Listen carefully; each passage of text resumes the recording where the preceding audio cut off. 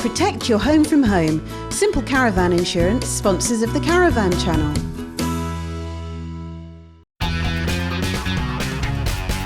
Hello! Today I'm in my shed and I'm going to be talking about 12 volt lead acid batteries. Just about every caravan or motorhome is designed to operate on 12 volts, and that's an essential thing unless you're permanently hooked up to 230 volt mains or you've got a generator constantly running. Even then, if you have a battery mover on your caravan, for example, you'll still need a 12 volt battery on board. If you like to go to rallies or stay at CL or CS sites, or you like to do the occasional bit of wild camping, then the 12 volt battery is probably the single most important piece of equipment on your entire vehicle. And yet so often batteries tend to be ignored or simply forgotten. Until, that is, they go wrong. If you do have to replace your 12 volt battery, then naturally you might go down to your local caravan or motorhome dealer, where you'll find a selection of batteries in different sizes and different amp hour ratings. Some with well-known names, some you've never heard of. Some might have flashy labels which say, especially designed for caravans and boats, which suggests that there might be something to do with the construction of the battery is somehow going to help it to work better in your caravan or motorhome. You'll notice that prices vary considerably, and because all batteries look pretty much the same, you might be tempted to go for the cheapest one that you can find. But is that the best option? Or could you save more money in the long term and get better performance by spending just a little bit more? The answer, well, it all depends on how you plan to use your battery. And to understand this, it's important to know just a little bit about how batteries work. It's really interesting, honest. Batteries used in caravans and motorhomes are almost always lead acid batteries, and this type of batteries has been around for well over 100 years. They're really quite simple. They're made up of 6 cells. The cells are made up of lead plates and other components. Each cell is capable of producing 2.1 volts, which, as you'll already have worked out, means that a lead acid battery is capable of producing 12.6 volts. Connect all the cells together, put them in a plastic case and add a mixture of water and sulfuric acid and you have a battery. It's that simple. But of course it actually isn't that simple at all.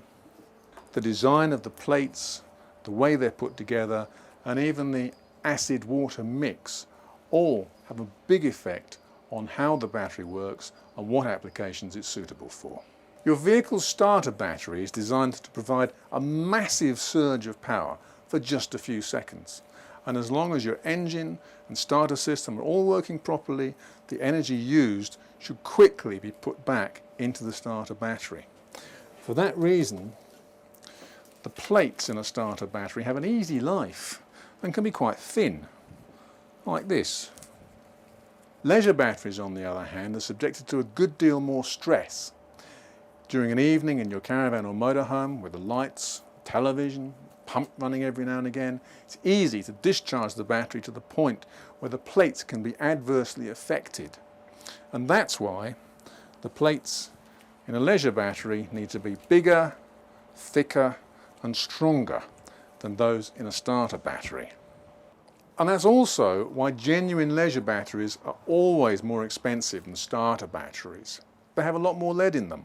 And with metal at today's prices, that's going to make a significant difference to the price you have to pay. However, if you really don't rely on your leisure battery very often because, for example, you're almost always on hookup, then you might be better off just buying an ordinary starter battery.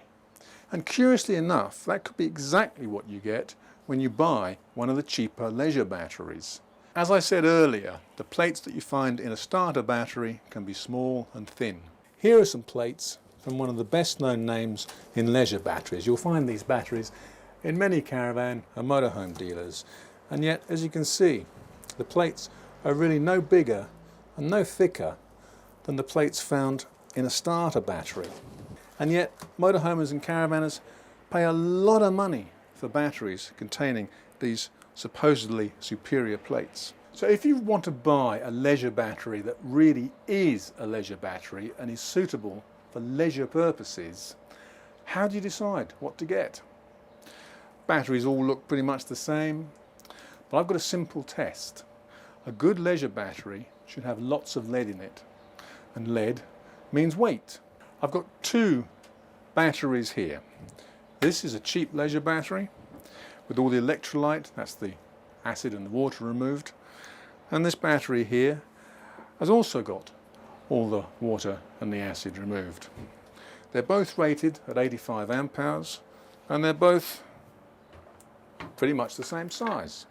So in theory they should both weigh pretty much the same. Let's find out if they do. In fact, the Banner battery weighs almost 4 kilos more than its cheaper rival. Make that almost 6 kilos when I add the piece that I removed earlier. The Banner battery is more expensive, but it will last an awful lot longer, and in the long run you'll save money. And what's more, you'll get a lot better performance as well. Lots of manufacturers make really good leisure batteries. I'm only using this one because I was given it and allowed to chop it up. Batteries are a fascinating subject. I could go on for hours about them. But for now, my advice is, if you're mostly on 230 volt hookup, just buy a really cheap starter battery, you'll be fine. If you like wild camping, you like going on rallies, then do spend a bit of time, do some research, and really consider spending some extra money buying a really good, proper leisure battery. But whatever battery you get, it's essential that you look after it. Get a good charger, an intelligent charger, and whichever battery you buy, it will last longer and work better.